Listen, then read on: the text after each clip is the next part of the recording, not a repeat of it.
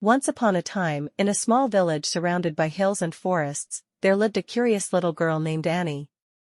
Annie loved sunshine, flowers, and playing outside. But there was one thing she disliked more than anything: rain.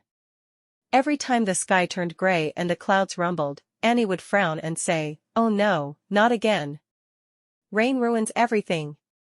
One day, as Annie sat by the window, sulking while rain poured down outside, she heard a gentle voice. Startled, Annie looked around. The voice seemed to come from the raindrops themselves. One drop clung to the glass, glimmering like a tiny jewel. "Who are you?" Annie asked, wide-eyed. "I'm Rain," said the drop softly. "I hear you don't like me." Annie nodded. "You always spoil my fun." Rain chuckled kindly. "Let me show you something."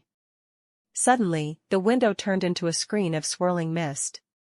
Rain showed her pictures: a farmer smiling at his crops, children splashing in puddles, trees stretching their green leaves skyward, and a rainbow forming above the hills. "Without me," said Rain, "the flowers wouldn't bloom, the rivers wouldn't flow, and there'd be no rainbows. Even you wouldn't have clean water to drink." Annie was silent for a moment. Then she smiled. "I never thought of it that way. I guess you're kind of magical." Rain beamed and gave a little shimmer before slipping down the window pane. From that day on, whenever it rained, Annie no longer frowned. She would press her nose to the glass and whisper, "Thank you, rain." Moral: sometimes, what we dislike holds hidden blessings. Learn to see the good in everything.